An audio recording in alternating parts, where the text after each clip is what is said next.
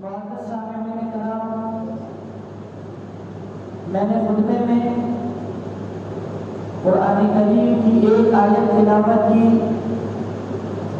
جس کا مفہوم یہ ہے الذین ينفقون اموالهم، وہ لوگ جو اللہ رب العزت کی راہ میں خرچ کرتے ہیں باللیل والنہار، چاہے وہ رات کو خرچ کریں چاہے وہ دن کو خرچ کریں، سرا وعلانیہ، چاہے وہ چھپ کر خرچ کریں چاہے وہ بطور اعلانیہ لوگوں پر خرچ کریں، فلہم اجرہم عند ربہم، تو ان کے لیے اللہ رب العزت کے پاس ان کا اجر ہے، اور وہ اجر کیا ہے؟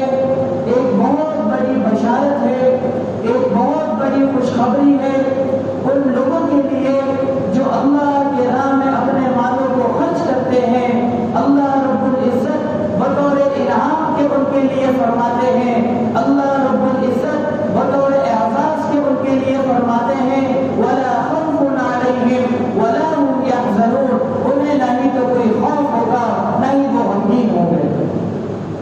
میرے محترم دوستو، انسان کی زندگی دو حالوں سے خالی نہیں۔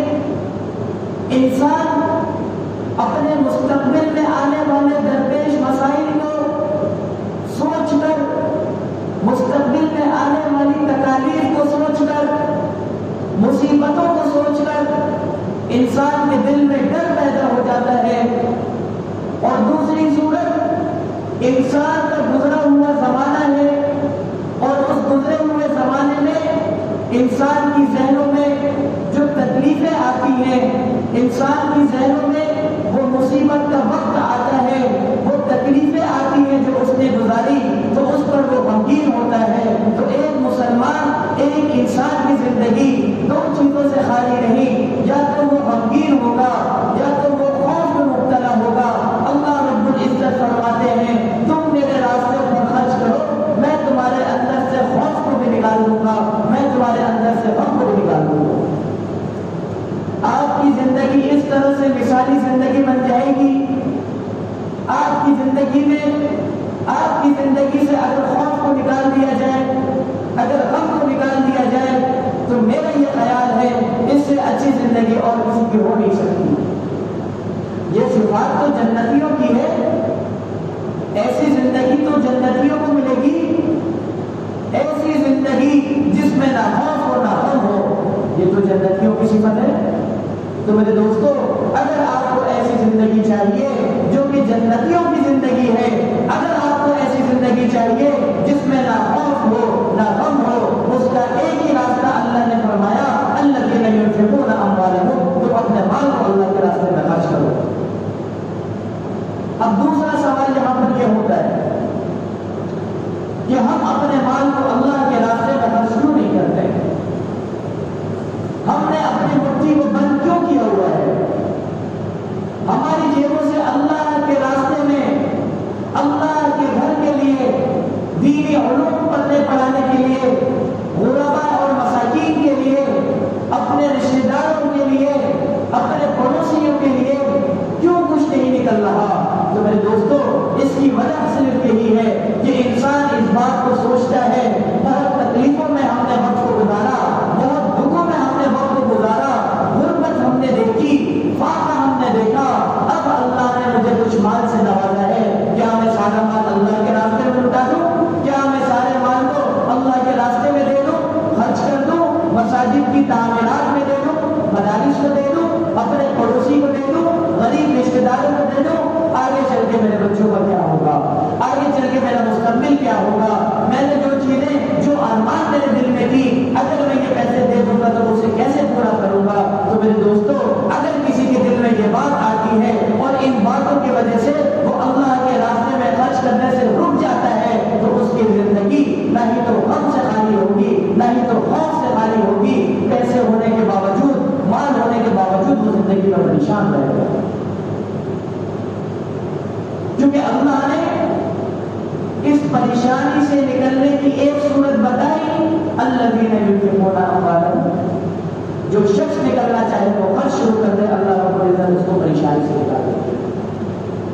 میرے محترم دوستو، یہاں پر اللہ رب العزت نے فرمایا الذین ينفقون، نفق سے ہے، اور یہ نفق کہتے ہیں کہ ایک راستہ ایسا ہو، آپ نے چوہے کو دیکھا ہوگا جب وہ اپنے دل کو بناتا ہے تو ان اپنے دل میں ایک راستے کو رکھتا ہے اس میں داخل ہونے کے لیے، اور دوسرے راستے کو کہیں اور سے بناتا ہے وہاں سے نکلنے کے لیے۔ اس وجہ سے عام طور پر وہ پکڑ میں بھی نہیں آتا۔ جو راستہ اس نے بنایا ہوتا ہے اندر جانے کے لیے، ہم اس راستہ رد کر دیتے ہیں اور سمجھتے ہیں کہ وہ اندر ہی رہ گیا، لیکن ایسا نہیں ہے، وہ دوسرے راستے سے نکل کر چلا جاتا ہے۔ تو نفقہ کا جو صیغہ ہے یہ بالکل اسی سے مشابہت رکھتا ہے کہ اللہ رب العزت نے فرمایا کہ اگر تم مال کو خرچ کرو گے، ایک طرف سے چوہا جا رہا ہے، دوسری طرف سے نکل رہا ہے، ایک پائپ ہے، ایک طرف سے پانی آپ ڈال رہے ہیں، دوسری طرف سے پانی نکل رہا ہے، اگر ہم اس پانی کے نکلنے کے راستے کو بند کر دیں تو کچھ وقت کے لیے پانی تو اس میں جاتا رہے گا، پھر پانی جانے داخل ہونے کا جو سبب ہے وہ ختم ہو جائے گا، پانی غائب رہے گا۔ تو نفق کی مثال بھی ایسی ہے، اگر آپ اللہ کے راستے میں خرچ کرتے رہیں گے تو اللہ رب العزت آپ کے مال کو بڑھاتا جائے گا، جتنا آپ خرچ کریں گے اتنا مال آئے گا، جتنا خرچ کریں گے اتنا مال آئے گا، جہاں آپ نے خرچ کرنے کو روکا وہاں سے مال آنا بھی بند ہو جائے گا۔ پھر حال یہ ہوگا کہ آپ کے مہینے کی تنخواہ آپ کے لیے کافی نہیں ہوگی، مہینے کے آخر میں آپ قرضوں میں مبتلا ہو جائیں گے، یا تو پھر یہ صورت ہوگی آپ کی تنخواہ تو بہت اچھی ہوگی لیکن اللہ رب العزت آپ کے اخراجات کو بڑھا دیں گے، آپ کی تنخواہ مہینے سے پہلے ختم ہو جائے گی۔ اگر آپ نے اپنے اخراجات کو کیلکولیٹ کر کے بھی رکھ لیا کہ اتنا بجلی کا بل، اتنا گیس کا بل، اتنے بچوں کی فیس، اتنا راشن اور اتنا یہ وہ فلانا ڈھمکانا، سب حساب کتاب آپ نے لگا لیا، آپ کا بچہ بیمار ہو گیا، آپ کی بیوی بیمار ہو گئی، آپ کے والدین بیمار ہو گئے، ایکسٹرا پیسے لگ گئے، یہ کیا ہے؟ کمانے کے باوجود بھی پیسہ آپ کے ہاتھ میں نہیں رہ رہا، یہ کیا ہے؟ یہ اللہ کے راستے میں خرچ نہ کرنے کا عذاب ہے اس دنیا میں آپ کو مل رہا ہے۔ خدا کی قسم، جو اللہ کے راستے میں خرچ کرتا ہے اللہ اس کے تھوڑے کو بھی کافی کر دیتے ہیں۔ اس کی زندہ مثال، زندہ اور جاویدہ مثال آپ دیکھ لیں، کسی بھی مسجد کے امام اور مؤذن کو آپ اٹھا لیں، کسی بھی مدرسے کے مدرس کو آپ اٹھا لیں، کسی بھی دارالفتہ کے مفتی کو آپ اٹھا لیں اور اس سے اس کی تنخواہ کے بارے میں آپ دریافت کریں تو اس کی تنخواہ وہ ہوگی جو آج ہمارے خاتون کو بھی نہیں ملتی، آج ہمارے بھنگی کو بھی نہیں ملتی، اس سے کم تنخواہ اس کو ملتی ہے، اور اس کی زندگی کو دیکھ رہے ہیں آپ سے اچھی زندگی وہ گزار رہا ہے۔ کیوں گزار رہا ہے؟ اس نے اپنی زندگی اللہ کے راستے میں لگا دی، اپنا مال اس نے اللہ کے راستے میں خرچ کیا، تو اللہ اس کے تھوڑے کو بھی کافی کر دیتا ہے۔ اگر ہم خرچ نہیں کریں گے تو اللہ ہمارے زیادہ کو بھی تھوڑا کر دیتا ہے۔ اور دوسری چیز کہ انسان مال کمانے میں حلال اور حرام کی پرواہ نہیں کرتا۔ میرے دوستوں، سود میں پورا کاروبار چل رہا ہے، ممالک کے ممالک سود پر چل رہے ہیں، بڑے کاروبار میں سودی بیٹھے ہیں، کسی بھی کاروباری کے اوپر سطح پہ آپ جائیں سودی نظام چل رہا ہے، ہمارے بینکوں کا اکثر نظام سودی چل رہا ہے، ہمارے حکمران سودی معاہدے کر رہے ہیں، اور ہمارا ایک ریڑھی والا بھی سود پر چیزیں لیتا ہے اور اس کی قسطیں ادا کرتا ہے۔ تو میرے دوستوں، اس بات کو آپ ذہن میں رکھیں، حضرت جبرائیل علیہ السلام آپ علیہ السلام کے ساتھ تھے، جب آپ علیہ السلام معراج میں تشریف لے گئے، اللہ نے جہنم کو دکھایا تو آپ علیہ السلام نے دیکھا بہت سے لوگ ایسے ہیں جن کے پیٹ گنبد کی طرف پھولے ہوئے ہیں اور ان کے پیٹ کے اندر بہت سارے سانپ موجود ہیں اور اسے اندر سے ہی کاٹ رہے ہیں اور کھا رہے ہیں۔ تو آپ علیہ السلام نے جبرائیل علیہ السلام سے پوچھا، جبرائیل یہ کون لوگ ہیں، اتنا سخت عذاب کن لوگوں کو دیا جا رہا ہے؟ تو حضرت جبرائیل علیہ السلام نے فرمایا، یا رسول اللہ، یہ وہ لوگ ہیں جو اس زمین پر اپنی زندگی پر سود کو رائج کرتے تھے، اللہ کے نظام کے خلاف بغاوت کرتے تھے، تو اللہ نے سود کے خلاف اعلان جنگ کیا ہے، اس وجہ سے اللہ نے اس کو اس عذاب میں مبتلا کیا ہے۔ میرے دوستو یہ بہت بڑا عذاب ہے جو جہنم میں سود والوں کو ملے گا. حلال کمائے کم کمائے لیکن اس کم کمانے میں بھی اللہ کے راستے میں خرچ کرنے کا حصہ نکالے. جس طرح آپ ایک بچے کی فیس نکالتے ہیں اس طرح اللہ کے راستے میں خرچ کرنے کا حصہ بھی نکالے. حضرت ابو قتادہ رضی اللہ تعالیٰ عنہ سے ایک روایت ہے کہ حضرت ابو قتادہ رضی اللہ تعالیٰ عنہ فرماتے ہیں کہ ایک شخص نے مجھ سے ادھار لیا، قرضہ لیا. کافی دن گزرنے کے بعد اس نے میرا قرضہ نہیں لوٹایا. میں اس کے پیچھے ہو لیا اور اس کا پیچھا کرتے کرتے میں اس کے گھر پہ چلا گیا اور وہ جو مقروض تھا وہ اپنے گھر میں جا کر اندر چھپ کر بیٹھ گیا. میں نے اس کے دروازے پر کھٹکا لگایا، کہنے لگا کہ باہر آؤ. اس شخص نے کوئی جواب نہیں دیا، بولے کہ وہ گھر میں ہے ہی نہیں. حضرت ابو قتادہ فرماتے ہیں میں نے اس سے کہا کہ تم گھر کے اندر ہی موجود ہو، باہر نکلو ورنہ میں تمہارے گھر کے اندر آ کر تم سے اپنا قرضہ وصول کروں. تو وہ شخص باہر آیا، آ کر حضرت ابو قتادہ رضی اللہ تعالیٰ عنہ سے کہنے لگا کہ میں تو تندرست ہوں، میرے پاس کوئی پیسے نہیں ہیں جو میں آپ کو دوں. تو حضرت ابو قتادہ رضی اللہ تعالیٰ عنہ اس کی بات کو سن کر رونے لگے اور روتے روتے کہنے لگے جاؤ میں تجھے تیرا قرضہ معاف کرتا ہوں، اللہ کے لیے معاف کرتا ہوں. اور ساتھ ساتھ یہ بھی فرمانے لگے جو شخص کسی قرض خواہ کو مہلت دے گا، جو شخص کسی کے قرض کو اس کی تندرستی کی وجہ سے معاف کرے گا تو کل قیامت کے دن اللہ تعالیٰ اسے اپنے عرش کے سائے میں جگہ عطا فرمائیں گے. میرے دوستو یہ ہم بات بہت سنتے رہتے ہیں کہ اللہ تعالیٰ عرش کے سائے میں جگہ عطا فرمائیں گے اور اس بات کو ہم بہت ہلکا لے لیتے ہیں کہ اللہ کے عرش کے سائے میں جگہ تو مل جائے گی. آپ اگر ذہن میں حشر کے میدان کو لے کر آئیں، اگر آپ اپنے ذہن میں اس سورج کو لے کر آئیں جو آپ کے سر کے اوپر ہوگا، اگر آپ کے ذہن میں یہ بات ہو کہ لوگ اپنے پسینے میں ڈوب رہے ہوں گے، اگر آپ کے ذہن میں یہ بات ہو انبیاء پریشان ہوں گے، وہ دعائیں کر رہے ہوں گے کہ اس مصیبت سے کس طرح سے ہم نکل جائیں، اگر آپ کے ذہن میں یہ بات ہو کہ اس وقت باپ اپنے بیٹے کو بھلا ہوا ہوگا، ماں اپنی بیٹی کو بھلی ہوئی ہوگی، شوہر اپنی بیوی کو بھلا ہوا ہوگا، صرف اپنی فکر ہوگی کس طرح کی مصیبت ہوگی، کس طرح کا ماحول ہوگا، اتنی مصیبت میں، اس طرح کے عذاب میں اگر اللہ اربوں انسانوں میں کسی انسان کو اس مجلس سے کھڑا کرے اور بطور اعزاز کے اپنے عرش کے سائے میں جگہ عطا فرما دے، آپ سوچ کر دیکھیں کتنی بڑی اعزاز کی بات ہے. اگر آپ چاہتے ہیں کہ یہ اعزاز آپ کو ملے، اگر آپ چاہتے ہیں کہ میں بھی اللہ کے عرش کے سائے میں مجھے بھی جگہ مل جائے، تو میرے دوستو اللہ کے راستے میں خرچ کریں، اللہ کے راستے میں خرچ کریں، لوگوں کے قرضوں کو معاف کریں، اللہ کے مخلوق کے ساتھ بھلائی کا معاملہ کریں، تندرستوں کے ساتھ بھلائی اور خیرخواہی کا معاملہ کریں، تو اللہ تعالیٰ آپ کو بھی اپنے عرش کے سائے میں جگہ عطا فرما دیتے.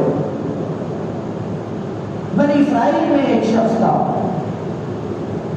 جب اس کا انتقال ہوا تو اللہ رب العزت کے بارگاہ میں پیش کیا گیا. تو اللہ تعالیٰ نے اس سے پوچھا اے میرے بندے بتاؤ میرے لیے کیا کر رہے ہو. کہنے لگا یا اللہ میں نے تو آپ کے لیے کچھ بھی نہیں لے کر آیا، میں نے نہ نماز پڑھی، نہ روزہ رکھا، نہ زکات دی، نہ دین کے کسی احکام پر عمل کیا، نہ ہی تو آپ کے احکامات پر عمل کیا، نہ ہی تو ساری زندگی کوئی نیک عمل کیا جو میں آپ کے سامنے پیش کر سکوں. میرے اعمال نامے میں کچھ بھی نہیں ہے جو میں آپ کو پیش کر سکوں. اللہ رب العزت نے اس سے دوبارہ کہا اے میرے بندے بتا میرے لیے کیا لایا ہے. کہنے لگے یا اللہ میں تیرے لیے کچھ بھی نہیں لے کر آیا. اللہ تعالیٰ نے تیسری بار کہا بتا میرے بندے تو میرے لیے کیا لے کر آیا ہے. کہنے لگے یا اللہ میں تیرے لیے کچھ نہیں لے کر آیا، لیکن ایک چیز ہے اگر تیری نگاہ میں اس کی وقار ہو، اس کی حیثیت ہو تو میں تیرے سامنے پیش کرنا چاہتا ہوں. اللہ نے فرمایا وہ کیا چیز ہے. کہنے لگا یا اللہ تو نے مجھے مال دیا تھا، بہت مال دیا تھا، میں تیرے دیے ہوئے مال سے تجارت کرتا تھا، لوگوں کو مال اٹھواتا تھا، ادھار پر قرضے پر مال دیا کرتا تھا، لیکن میں ایک کام کرتا تھا جو شخص تندرست ہوتا تھا میں اس سے مال وصول کرنے میں آرام کا معاملہ کرتا تھا، اس کو پریشر نہیں ڈالتا کہ تو میری پیمنٹ دے، مجھے میرے پیسے واپس کر، اتنے دن ہو گئے ابھی تک تو نے مجھے واپس نہیں کیے، اس سے میں کہتا تھا کہ جب تجھے سہولت ہو تب تو مجھے دے دینا. پھر بہت سارے لوگوں میں ایسا بھی ہوتا تھا کہ کوئی شخص ایسا بھی ہوتا تھا کہ جب اسے سہولت ہوتی وہ میرے پیسے واپس لوٹا دیا کرتا. لیکن بہت سارے لوگ ایسے بھی ہوتے کہ وہ کہتے کہ میں تو تندرست ہو گیا, میں تیرے مال کا بدلہ تجھے نہیں دے سکتا, میں تیری پیمنٹ نہیں کر سکتا, تو مجھے معاف کر دے. تو میں اس سے اس کے قرضوں کو معاف کر دیتا تھا. تو اللہ رب العزت نے اس شخص سے کہا, میرے دوستو یہ بات سننے والی ہے, اللہ رب العزت نے اس شخص سے کہا کیا تو میرے جیسا بننا چاہتا ہے, کیا تو میرے جیسا بننا چاہتا ہے؟ ڈھیل والا معاملہ تو یہ رب کی صفت ہے, لوگوں کو معاف کرنا یہ تو رب کی صفت ہے. تو میرے طرح بننا چاہتا ہے, جا تیری اسی نیکی کی وجہ سے تجھے معاف کیا اور تجھے جنت میں داخل کر دیا. میرے دوستوں اللہ کے مخلوق پر خرچ کریں, اللہ کے راستے پر خرچ کریں, اللہ والوں پر خرچ کریں. بہترین مال آپ کا وہ ہے جو کسی اللہ والے پر خرچ کیا جائے. اپنی دعوتوں پر اللہ والوں کو بلائیں, نیک لوگوں کو بلائیں, نیک لوگوں کے ساتھ اپنے تعلق کو مضبوط کریں. کل قیامت کے دن ایسا بھی لمحہ ہوگا جب نیک لوگ اپنے تعلق والے لوگوں کی شفاعت اللہ تعالیٰ سے کریں گے. ہو سکتا ہے آپ کا یہ تعلق کل قیامت کے دن آپ کے کام آ جائے. اور یہ تعلق کیسے بنے گا؟ اللہ رب العزت اللہ کے محبوب نے فرمایا ہدایت دیا کرو. اللہ جو ہے وہ ہدایت کے لیے جو ہدایت دیتے ہیں تو اللہ تعالیٰ محبت دل میں ڈال دیتے ہیں. اگر آپ محبت چاہتے ہیں اللہ والوں سے, اگر آپ تعلق چاہتے ہیں اللہ والوں سے, تو اپنا پیسہ ان پر خرچ کریں, اور یہ پیسہ لوگوں کے دلوں کو قریب کر دیتا ہے. یہ ہدایہ, یہ تحائف دو دلوں کو ملا دیا کرتے ہیں. ایک بہت مشہور اللہ والے گزرے ہیں, اور آپ سب کو یہ بات معلوم ہوگی کہ اس اللہ والے کا نام حاتم طائی تھا. اپنے مشہور کے اتنے سخی ان کی مثال نہیں ملتی. تو ان کا ایک واقعہ ذکر کیا گیا کہ ایک شخص نے حاتم طائی سے کہا کہ آپ نے اپنے سے زیادہ سخی بھی کسی کو دیکھا ہے دنیا میں اپنی پوری زندگی میں؟ حاتم طائی کہنے لگے میں کیا چیز ہوں, عرب کا ہر ایک بندو مجھ سے زیادہ سخی ہے. کہنے لگے کیسے؟ ہم نے تو آپ کی سخاوت کی مثالیں سنی ہے, آپ نے تو مثالیں قائم کی, حاتم طائی کی سخاوت کی مثال ہمیں نہیں ملتی. آپ کہہ رہے ہیں کہ عرب کا ہر ایک بندو جو ہے وہ مجھ سے زیادہ سخی ہے, کیسے ہو سکتا ہے؟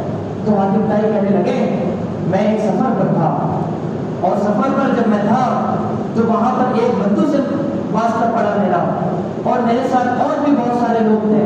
تو اس بندو نے, عرب جو ہے وہ مہمان نوازی میں بہت آگے ہوتے ہیں, آج بھی عربوں میں سخاوت مشہور ہے, اس درجے کی تو نہیں لیکن پھر بھی عرب بہت سخی ہوتے ہیں.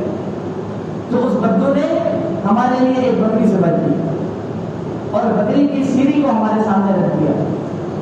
جب حاتم طائی نے اس سیری سے مرض کو نکال کر کھایا تو ان کی زبان سے بے اختیار یہ بات نکلی کتنا مزے کا کھانا ہے, کیا ہی اس کا ذائقہ ہے. جب اس بدو نے حاتم طائی کی اس بات کو سنا تو وہ بدو گیا, اور وہ ہر تھوڑی دیر کے بعد ایک سیری لاتا, وہ ختم ہو جاتی, دوسری سیری لاتا, وہ ختم ہو جاتی, تیسری سیری لاتا. اس طرح اس نے 100 بکریوں کی سیریاں لا کر حاتم طائی کے سامنے رکھی, اور حاتم طائی اور ان کے ساتھ جو لوگ موجود تھے انہوں نے وہ 100 بکریوں کی سیریاں کھا کر ختم کر دی. جب صبح ہوئی, فجر کی نماز ادا کی, نماز ادا کرنے کے بعد جب حاتم طائی باہر کو نکلے تو دیکھا 100 بکریاں وہاں پر کٹی پڑی ہیں, اور ان 100 بکریوں میں کسی ایک کی بھی سیری اس کی دھر پر موجود نہیں تھی. اس بدو نے صرف اپنی مہمان نوازی کے لیے اپنی 100 بکریوں کی سیریاں کاٹ کر انہیں کھلا دی. حاتم طائی نے اس بندے کو بلایا, کہنے لگے بتا تیرے پاس اس کے علاوہ کوئی اور سرمایہ ہے, بتا تیرے پاس اس کے علاوہ کوئی اور جانور ہے, کوئی اور مال و دولت ہے؟ وہ بدو کہنے لگا کہ نہیں, میرا سارا مال و دولت, میری ساری جائیداد یہی 100 بکریاں تھیں, لیکن ہم مہمان نوازی میں بہت آگے ہیں. اگر کوئی مہمان ہماری کسی چیز کی تعریف کرتے, ہمارے اختیار میں جو ہوتا ہے ہم اسے دے دیا کرتے ہیں. تو حاتم طائی کہنے لگے اتنا بڑا سخی میں نے آج تک نہیں دیکھا. تو وہ کہتے ہیں عرب کا ہر ایک بدو مجھ سے زیادہ سخی ہے. پھر حاتم طائی نے اس 100 بکریوں کے عوض اس بدو کو 100 اونٹ ہدیہ دیے. بدو کی سخاوت تو اپنی جگہ, لیکن حاتم تائی نے بکری کے بدلے اونٹ دے دیے تو ان کی سخاوت اس سے زیادہ بڑھ گئی. لیکن یہاں پر ایک بات اور ہے, اس بدو کے پاس کوئی سرمایہ اس کے علاوہ نہیں تھا. حاتم تائی کو اللہ نے بہت مال دیا تھا. اجر کے اعتبار سے یہ بدو حاتم تائی سے جو ہے وہ سب تک لے جاتا ہے. میرے محترم دوستو, وقت بہت کم ہے, میں اپنی بات کو سمیٹتا ہوں. ایک دفعہ اللہ کے نبی صلی اللہ علیہ وسلم ایک کرتا پہن کر نکلتے ہیں. ایک صحابی کی نظر آپ علیہ الصلوۃ والسلام پر پڑتی ہے تو اس صحابی کو آپ علیہ السلام کا کرتا بہت اچھا لگتا ہے. تو صحابی کہتے ہیں یا رسول اللہ آپ یہ کرتا مجھے دے دیں. اللہ کے نبی اس صحابی کی بات کو سن کر اپنا کرتا اتار کر اسے اسی وقت ہدیہ کر دیتے ہیں. اور جب اللہ کے نبی کا جسم بغیر کرتے کے ہوتا ہے تو وہ اپنے جسم پر چادر کو لپیٹ دیتے ہیں. کچھ ہی وقت گزرتا ہے, نماز کا وقت آ جاتا ہے. صحابہ مسجد نبوی میں نماز کے انتظار میں بیٹھے ہیں. آپ علیہ الصلوۃ والسلام نماز کے لیے تشریف نہیں لا رہے ہیں. صحابہ کا ایک وقت آپ علیہ السلام کی خدمت میں حاضر ہوتا ہے, کہتا ہے یا رسول اللہ نماز کا وقت ہو گیا ہے, نماز میں تاخیر ہو رہی ہے, آپ نماز پڑھنے کے لیے آ جائیں. آپ علیہ الصلوۃ والسلام کہتے ہیں اے میرے صحابہ, میرے پاس ایک ہی کرتا تھا, میرے صحابی کو اچھا لگا, میں نے اسے ہدیہ کر دیا. اب میرے پاس کوئی کرتا نہیں ہے جو میں پہن کر آ کر مصلی پر نماز پڑھاؤں. پھر وہ جو صحابہ تھے, وہ جو صحابہ کا وقت آپ علیہ السلام کے پاس گیا تھا, وہ تمام صحابہ نے اس صحابی کو کہنے لگے کہ تو نے کس طرح سے اللہ کے نبی کا کرتا مانگ لیا, کیا تجھے اس بات کا علم نہیں تھا کہ اللہ کے نبی کے پاس ایک ہی کرتا ہے؟ اب وہ بغیر کرتے کے اپنے جسم پر چادر کو باندھ کر بیٹھے ہوئے ہیں, نماز کے لیے نہیں آ رہے ہیں. وہ صحابی روتے ہوئے کہتے ہیں کہ اللہ کے نبی کے صحابہ, میرے دل میں کوئی لالچ نہیں تھی, میرے دل میں کوئی اس طرح کا خیال نہیں آیا. میں نے اللہ کے نبی کا کرتا اس لیے مانگا تھا کہ مجھے پتا تھا کہ اللہ کے نبی کا کرتا اللہ کے نبی کے جسم پہ ٹچ ہو چکا ہے, مس ہو چکا ہے. جب میرا انتقال ہوگا میں اس کرتے کو کفن بناؤں گا اور اپنے ساتھ قبر میں لے کر جاؤں گا. میں نے اس ارادے سے اللہ کے نبی کا کرتا لیا.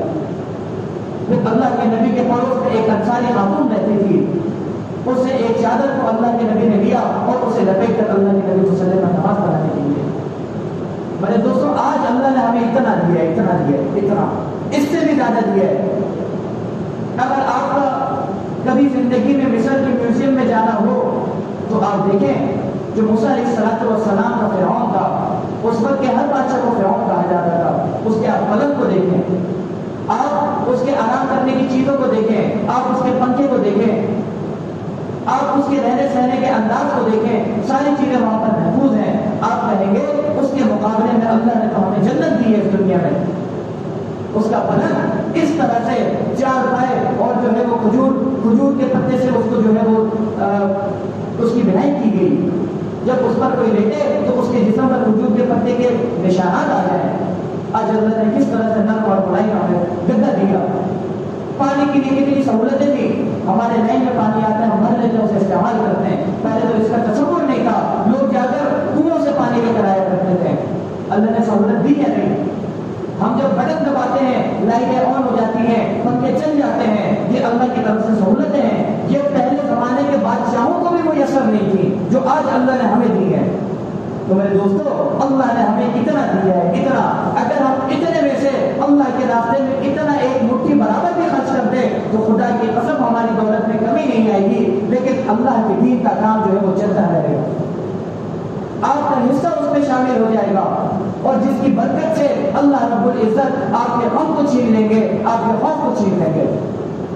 اللہ رب العزت آپ کے مال خرچ کرنے کے عوض آپ کے مال کو بڑھا بھی دیں گے. تو میرے دوستو, صدقہ کرنے سے کبھی مال نہیں گھٹتا, کبھی مال نہیں گھٹتا. اور ایک عجیب بات آپ کو بتاؤں, اللہ رب العزت کی سخی سے دوستی کبھی ٹوٹتی نہیں, بخیل سے دوستی کبھی لگتی نہیں. اگر کوئی بندہ بخیل ہے تو حدیث قدسی ہے, اللہ رب العزت فرماتے ہیں میری عزت کی قسم, میری جلال کی قسم, بخیل بندہ جنت میں داخل نہیں ہوگا, نہیں ہوگا, نہیں ہوگا. اگر جنت چاہتے ہو, اگر زندگی میں سکون چاہتے ہو, اگر جہنم سے دوری چاہتے ہو, اگر اللہ کے غصے کو ٹھنڈا کرنا چاہتے اپنی زندگی سے خوف اور غم کو نکالنا چاہتے ہو، اس کا ایک ہی ذریعہ ہے، وہ ہے اللہ کے راستے میں خرچ کرنا۔ میرے دوستو، اب انسان بخیل ہے، سخاوت اس کو لانی پڑتی ہے۔ آپ سخاوت لائیں گے تو آپ سخی کیا لائیں گے؟ اگر آپ اس کی کوشش نہیں کریں گے تو اسی کنجوسی اور بخل میں آپ کی زندگی گزر جائے گی۔ تو میرے دوستو، آج ہم یہ عزم کریں، یہ ارادہ کریں کہ آج کے بعد سے ہم جو ہے وہ بخل کو چھوڑیں گے اور سخاوت کریں گے، سخی بنیں گے اور اللہ سے دوستی لگائیں گے اور اللہ کی رحمت کے سائے میں آئیں گے، اللہ کے قریب ہوں گے۔ تو کون کون ارادہ کرتا ہے سخاوت کا؟ کون کون کہتا ہے کہ ہم اللہ کے راستے میں اپنی استطاعت کے مطابق خرچ کریں گے، بھلے سے وہ 100 روپے کیوں نہ ہو؟ میرے دوستو، یہ آپ کی مقامی مسجد ہے، میں ویسے ایک عام بات کر رہا ہوں، یہ تو اللہ کی مسجد ہے، اللہ کا گھر ہے، اللہ اس کے اخراجات خود پورے کریں گے، لیکن میں آپ کو ترغیب اس وجہ سے دے رہا ہوں کیونکہ آپ کا مال خرچ کرنا آپ ہی کے لیے فائدہ مند ہے۔ آپ جہاں مال خرچ کریں گے اللہ آپ کے مال کو بڑھا دے گا، آپ جہاں مال خرچ کریں گے اللہ آپ کے مال میں برکت ڈال دے گا، آپ جہاں مال خرچ کریں گے کل قیامت کے دن اللہ اربوں لوگوں میں سے آپ کو اٹھا کر عرش کے سائے پہ جگہ دے دے گا، اللہ آپ کو جنت کے قریب کر دے گا۔ تو میں یہ ترغیب آپ کو اس وجہ سے دے رہا ہوں، تو ہر شخص یہ ارادہ کرے کہ ہر جمعے کم سے کم 100 روپے ہم اللہ کے راستے میں دیں گے۔ جب ہم جمعے کی نماز کے لیے آئیں، آپ جہاں پر ہو، کسی بھی مسجد میں ہو، جہاں پہ جا کر آپ نماز پڑھیں، لیکن سخاوت تو آپ کے اندر ہے۔ اللہ کا گھر ساری ہی مساجدیں ہیں، کوئی بھی مسجد ہو، ہم 100 روپے اپنی جیب پر لے کر آئیں گے اور اللہ کی مسجد کے لیے، اللہ کے لیے اور دینی تعلیم کے حاصل کرنے والے طلبا کے لیے ہم یہ 100 روپے جو ہے وہ اللہ کے نام پر خرچ کریں گے۔